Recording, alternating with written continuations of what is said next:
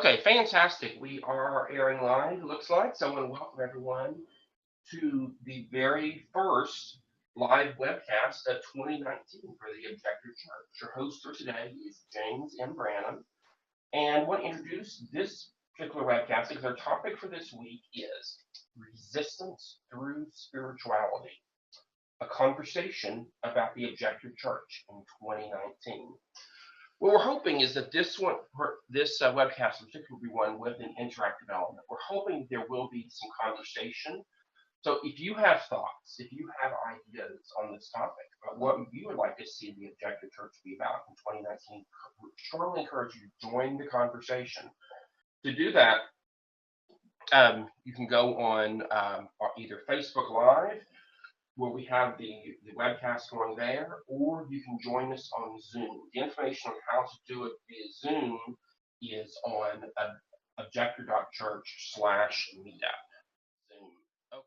So we normally do these webcasts every week, Tuesdays, 12:30 p.m. Central Time, 10:30 a.m. Pacific Time.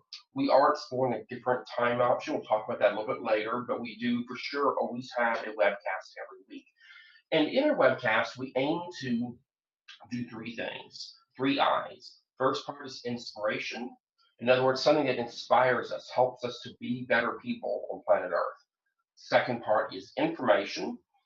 Information on how we can live out our values. And finally, the third is interaction, which is engaging with each other. There actually being a real two-way conversation, not just me speaking or another speaker speaking and you listening, but rather you talking back, it being a real conversation.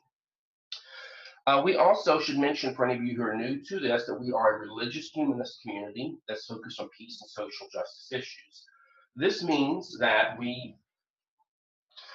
from a religious humanist standpoint, means that we deal with issues of ultimate importance, worth, identity, ethics, but that's the religious part. But the humanist part is that we do this in a human-centric perspective. In other words, not necessarily looking outside of ourselves for answers, but rather we're saying that there's things inside of us that can give us answers, and that human beings, there's something that unites us all. In other words, the division lines often between different religions or philosophies often are not so helpful. We seek to find points of unity. And finally, we have a conviction that on the emphasis on peace and social justice, that life here on planet Earth can be a whole lot better than it is now if we simply learn to cooperate, get along, and learn to live fairly, justly, sustainably, and peaceably. So that's what we're about. Now, for the inspiration, most of today's program will be going to be in the information category. We're going to be introducing, I should say, we're having a conversation about the topic of resistance through spirituality. What does 2019 mean for the Objector Church? But before we do that, I'd like to kind of as a bit of a ritual, not just for this webcast, but for starting this brand new year, I'm going to light a candle and say a blessing. And this blessing, I get it from this book, The Book of Blessings by Marcia Falk. And she has written, these are from the Jewish tradition, but she writes them in a fairly non-theistic way. She's reworded many of the more traditional prayers to express this sense of connectedness in a non-theistic way. So what I'm going to do is I'm going to light a candle as an expression of hope, as an expression of yearning for the coming year, and then I'm going to read through this blessing. I changed one word in it to be more universal, even than she has it. And in the beginning part, I pray in Hebrew, and then the rest is in English. And I use the word kavora, which means congregation or gathering. You'll hear that word. That's one word I've changed in her blessing. And so anyway, I invite you to join in this time and just this is kind of a meditative time, I might say, a way of seeking to connect. So you shall.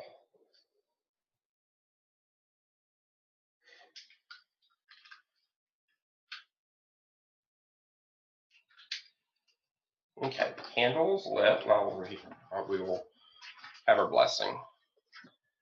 Shema Kavora La Elohut Alfe Panim Melo Olam Shekinata B'Rei Paneha Ekad. Hear, O congregation, the divine abounds everywhere and dwells in everything. The many are one. Loving life in its mysterious source with all my heart and all my spirit, all my senses and strength, I take upon myself and into myself these promises: to care for the earth and those who live upon it, to pursue justice and peace, to love kindness and compassion. I will teach this to our children throughout the passage of the day, as I dwell in my home, as I go on my journey, from the time I rise until I fall asleep. And may my actions be faithful to my words, that our children's children may live to know truth and kindness have embraced, peace and justice have kissed, and are one. So may it be. Been doing that blessing a lot at some of the beginnings of our webcast, or at least a couple times, because it's really meaningful. But particularly beginning this one with the start of a new year, it seems particularly important because it's an expression of what could be. It's an expression of what we yearn for and for what we hope for. And it's the same thing with the candle. With the Objector Church, one of the things we're trying to do is to bring ritual back for people who may be fairly estranged from traditional forms of religion or ritual. A lot of us still yearn for ritual, even if the old forms don't always work. So I picked a candle as a symbol just because it's something that is fairly universal. It's present in many traditions, as a symbol of hope, as a symbol of defiance, as a symbol of yearning. So it's one of many symbols we may use over time, but this is one that I've chosen for some of these webcasts. So also want to welcome, before we go on, I want to welcome another guest who's joined us, Sarah. So we have several people now joining us on Facebook Live. Very excited to have you all here. Just a reminder along the way, please feel free to post comments on Facebook Live or on Zoom. Also, do me a favor and share this on your Facebook wall. That's how we get new viewers. In fact, I'm going to do that myself right now. So if you're looking at this on Facebook, just hit the share button, and we'll do that right now and encourage you to do the same.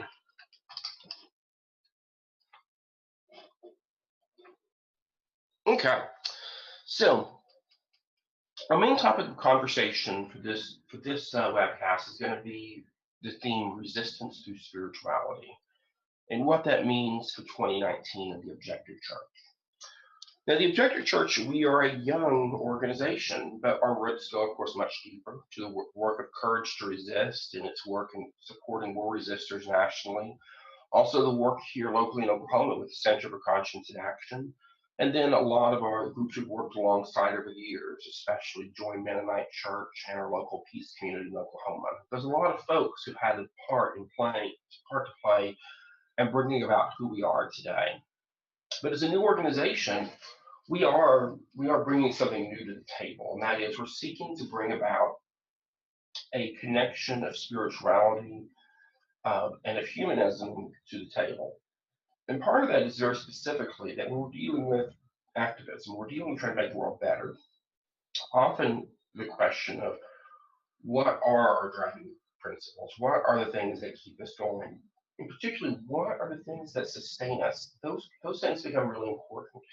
And unfortunately, in the grind of activism, of trying to change the world, trying to change the community, sometimes it's easy to lose sight of the big picture. It's easy to lose sight of what we're really about. And so one of the reasons why the Objector was founded and formed in the way it was to try to alleviate some of those issues, but to do so in a way that's not exclusive, not sectarian. In other words, and there's a lot of good religious traditions out there that emphasize peace, but too often they still have their own particular bias. And there's people who may be drawn to peace and spirituality, may be put off by certain elements of more traditional religious approaches. And so what we're trying to do is to give space for people to come together who may not necessarily all agree, but where that there's openness and welcome where all can participate. So that's a bit of who we are. But if we look at into the coming year, we as over in 2018 and look at, in fact, just for fun, I'm going to pull up real quick going to review a little bit what we've been doing lately as a way of starting point, kind of moving into conversation where we'd like to go. So in the last year, probably our main thing that we've done that's probably most significant is our webcast. That we've had these weekly gatherings. And our idea here is specifically looking at that, looking at the idea that religious traditions of all kinds usually have some kind of connecting point, a communal gathering. The problem, of course, is our members and our friends are scattered all across the United States, and we hope in time overseas as well. And so we can't all physically gather in the same space. So we created this webcast concept to give people a chance to come together interactively online. And through our webcasts, we've had a lot of different topics that come up. And I'm just looking at just some of the, and by the way, you can view all our previous ones at objector.church. And then from there, go to the meetups, the archives. But back November 6th, we had a conversation about new religions, saints, and martyrs with Blake Lemoyne from the Church of Our Lady Magdalene. And especially we talked a lot about there the idea of Gnosticism and different forms of Christianity that were rejected at certain points in history and yet are coming back into fruition. Interesting conversation. Then later, the next week, we had a conversation with Jeff Patterson, one of my fellow ministers with the Objector Church, and he talked about his experience of being one of the first military service members to refuse to fight in Iraq. And I'm not talking about the war in 2003 and onward. I'm talking about Gulf War back in the 1990s, back when a lot of us who are watching this today were, in high school or middle school. That's what Jeff was doing then. So we had a conversation about that. Later on in November, we had an alternative Thanksgiving program, and then we had a conversation in late November with Dwight Welch, campus minister in Montana, about the topic of autism and spirituality. Then in December, we had several webcasts. We had one conversation with Serena Blaze on the topic of non-theistic spirituality and activism. Then December 11th, we had a conversation with Anya De Marie, one of the ministers of the Objector Church, about the spirituality of flamenco dance as a form of resistance, and also just spirituality of dance and the body generally. December 18th, I had a webcast where I talked about the winter holidays, winter solstice, Hanukkah, Advent, Christmas, and talked about how the themes of the older holidays, how that they had a different tone and feel than our modern consumer-driven holiday of Christmas. And finally, on I believe it was December 21st, I don't have it on the archives page yet. We had some technical difficulties. It was a little rougher broadcast. But I had a conversation with Camille Landry and Banbo Shango. They are the owners and operators of the Nappy Roots bookstore, the Oklahoma's only Black-owned bookstore. We talked a little bit about Kwanzaa. We mostly talked about Cuba and the current sanctions. So anyways, you can see from these conversations, our past meetups, we've covered a lot of territory. And we've dealt with a mix of spirituality, religion, both traditional and not so traditional, but also action, also activism, both historically and in the present tense. And so one of the questions I have, and I'm jumping back over now to our Facebook Live page so I can see the conversation there. For those of you who are joining us in the conversation, one is I'd like to hear from you. Do you have thoughts about what you would like to see from the Objector Church? If you're someone who is a part of things already, we especially like to hear from you. For those of you who are new to this or just exploring it, apologize, I've been a little bit under the weather the last few days, so I may cough some still. But for those of you who are new to this or are just exploring, I'd like to hear from you. What is it that has drawn you to watch today? And what would compel you to want to stay engaged? I'm also interested to know more about time and place, or time and date for these webcasts. We do want to continue having live weekly webcasts, but as I can see from today, we have a lot more viewers today because it's a holiday. Normally, we've had very low attendance on our live webcasts. We have many more people watching in archive form later. And so We'd love to hear from folks on the issue of time and date. One of the times we're thinking about is Sunday evenings. And I'm thinking about Sunday evenings at 7 p.m. Central Time, 5 p.m. Pacific. So if that would be a time that would work well for you, I'd love to hear from you. If that is not a good time for you, please post it on that. Let me know when would be a better time. So those are some of the questions I have that I wanted to pose to you all. But beyond that, I also want to give a little more picture of where the Objector Church is going as I see it, and where does it seem to be evolving. Well, part of the process of evolution is we are working on the programmatic side of things. Some things specifically from the Objector Church, new programming and for our membership and friends. One of the pieces of this is educational. Besides our live weekly webcasts, we also would like to do educational programming. We've started that just at the very beginning, preliminary stages with the Objector Institute. I don't want to mention, if you haven't looked at this, I encourage you to check it out. I think we're going to change up the website a lot, maybe incorporating more with the rest of the Objector Church website. Still working on that. But if you want to look at it, what we have right now is objector.institute. And our plan and time is to be offering classes for our members and friends that are geared towards independent adult learners who want to engage and learn about a new topic. It could be some topic in religion or spirituality. It could be a topic in activism, something practical. It could be any number of things. Right now, we have two classes we're currently working on. One is called Daily Psalm. It's looking at the Psalms, the Jewish and Christian scriptures, from a religious humanist perspective. The second one is Experiencing Thou. And this is a series of webcasts, these are actually these audio podcasts for Experiencing Thou, that are engaging with the ancient text of Tao Te Ching from a religious humanist perspective, but we're also looking at it particularly from different lenses and seeking to engage in the contemporary present moment with this ancient text. So those are two classes. We have many more. One of the things I'd love to do is not just the spiritual, but also the practical. For instance, we'd love to have classes on activism, such as how to write a good press release, how to organize a protest, how to start a campaign to change some policy that needs to be changed.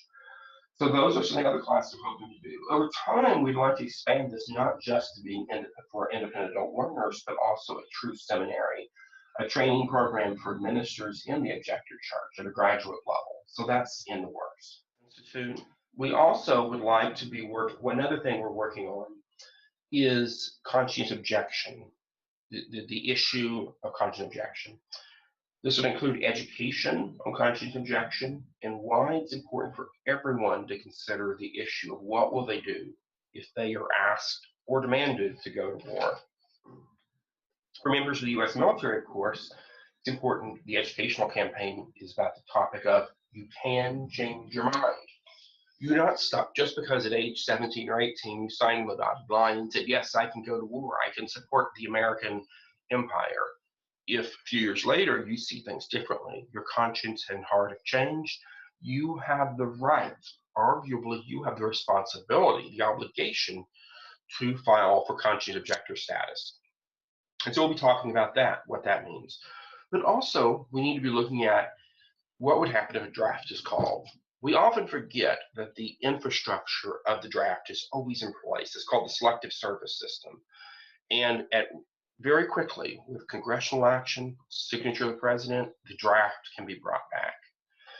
And for many folks, what they may not understand is when the draft is brought back, the time period of action to avoid the draft may be fairly short for a few reasons. One is that the system is designed to get troops into the battle as quickly as possible. But secondly, once it's underway, there may be tremendous pressure to comply. And so we encourage all young adults, especially, but even younger folks and older folks, to consider what would they do if they were drafted, and then to prepare if they would not want to be drafted, to be ready. Now, certainly, I would say if there are health issues, document them. Document, be ready. But also, be ready to assert a conscientious objector claim. By that I mean showing that you are opposed to all wars for reasons of conscience, and that these views are deep and sincere inside of you. And so to do this, you need to show long before the draft is called, ideally, that you've had these beliefs.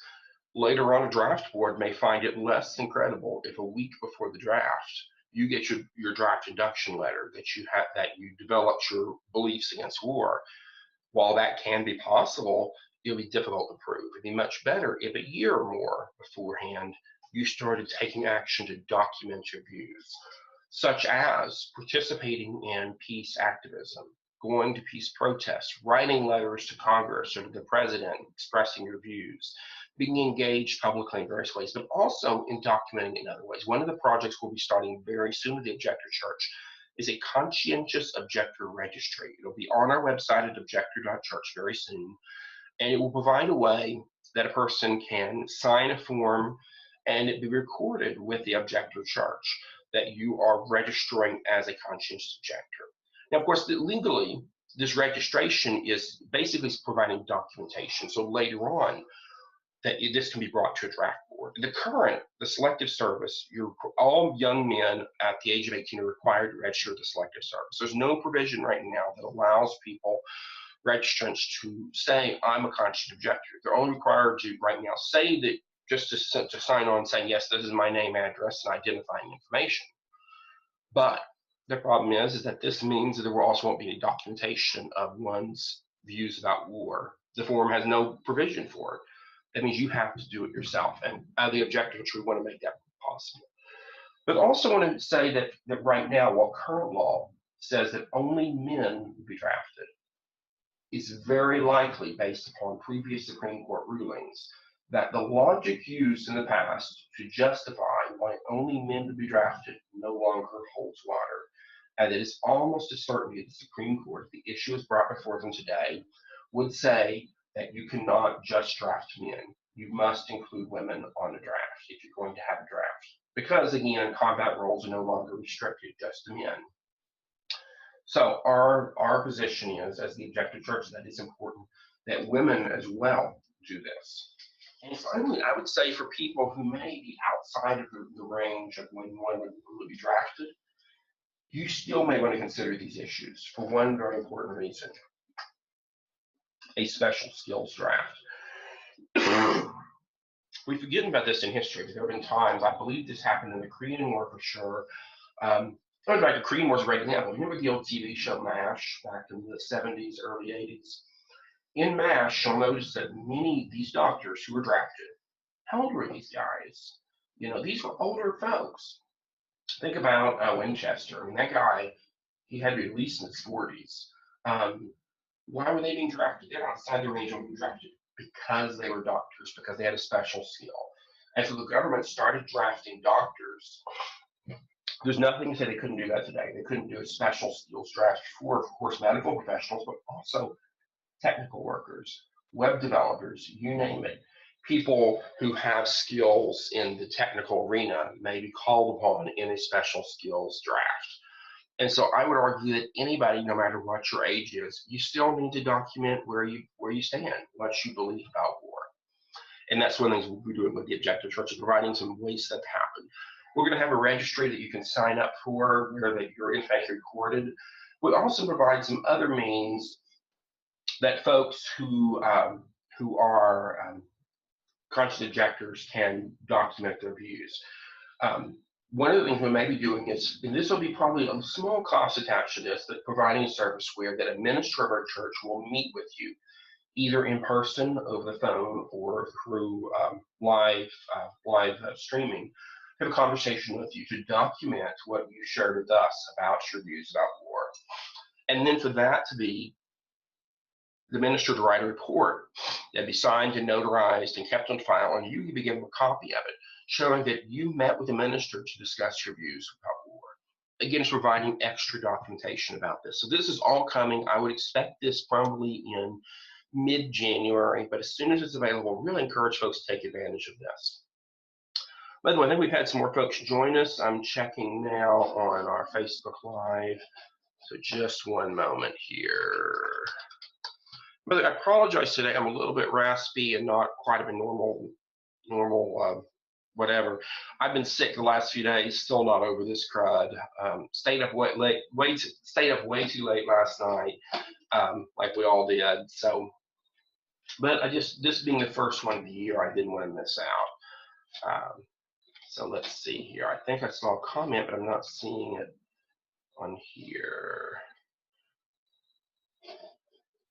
Let me go back over to Zoom. Okay. Well, I'll be back on Facebook. Rena, I saw something. If you're watching this, I think Mary Frances posted something. It came across, and I can't see it on my comments thing. So if you, okay, there it is. Let's see.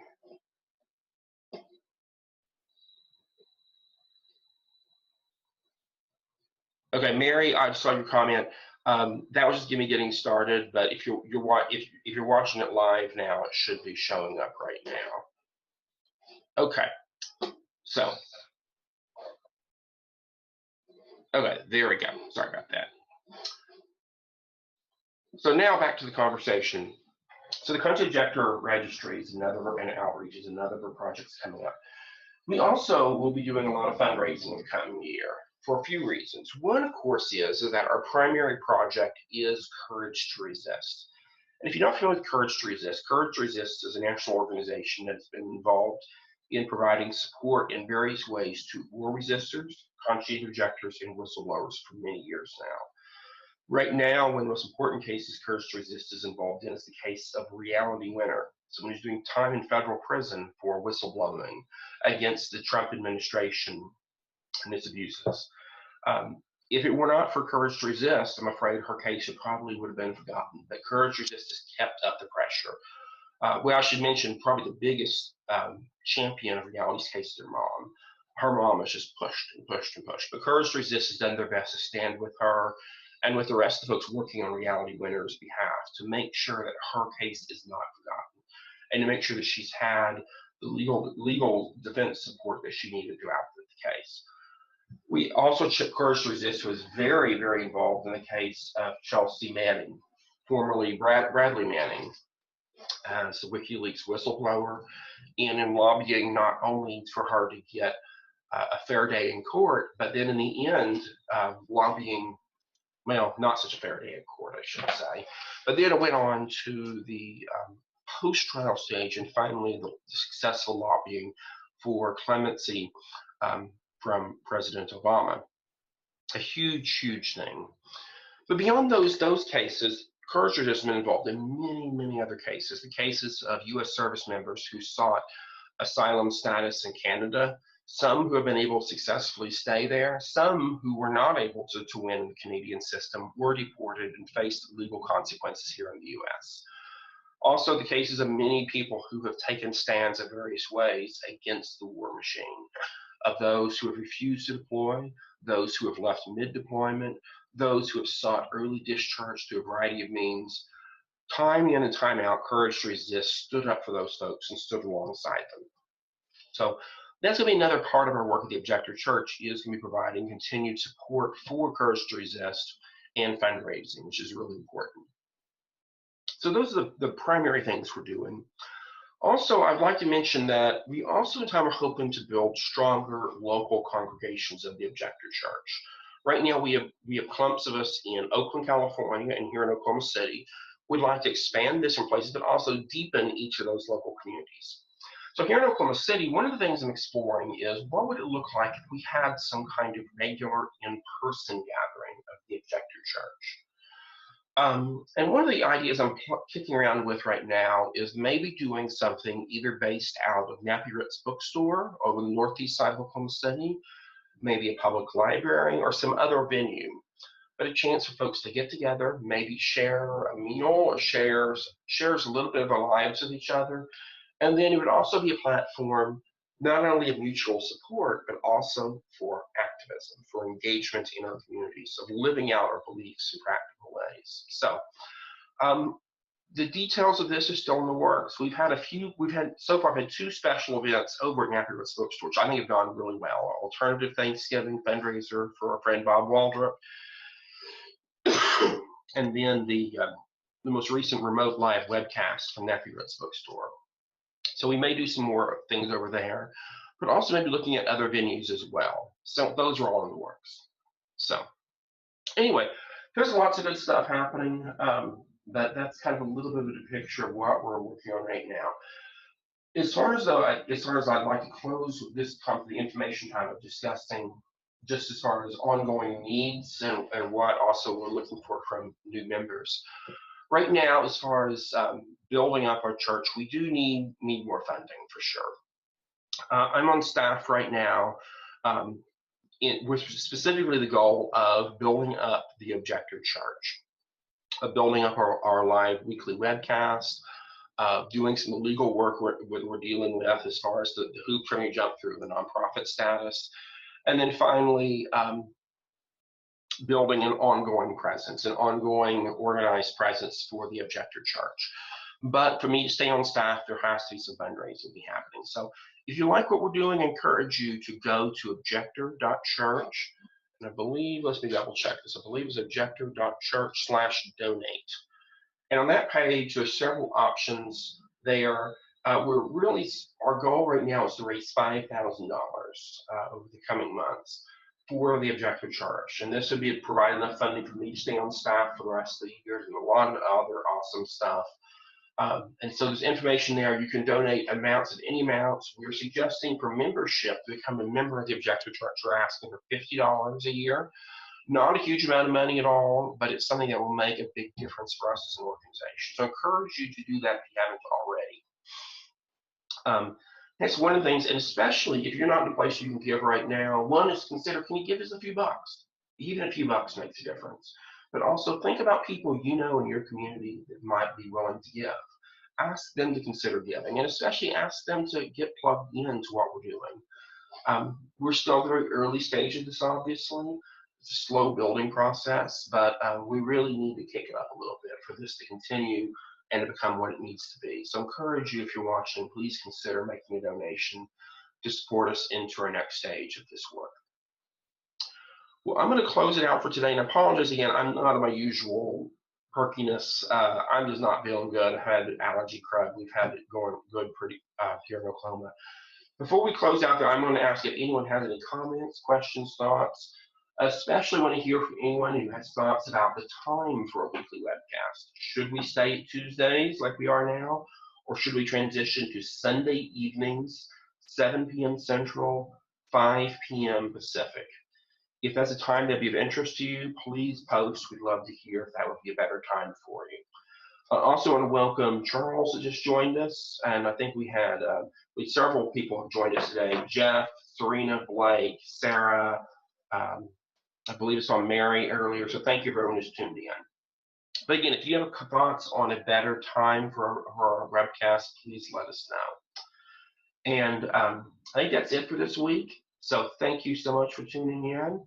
And that's it for now. And Happy New Year's, everybody. And I think, well, actually, I'll throw out one more thing. I think we will for sure do a webcast this Sunday. We'll see what the viewership is like for this Sunday. So we'll do it for sure this Sunday. If the viewership is great, we may just stick with Sundays.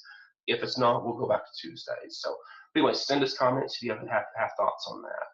Or shoot me an email, james@objector.church. Thank you so much, and we'll see you soon.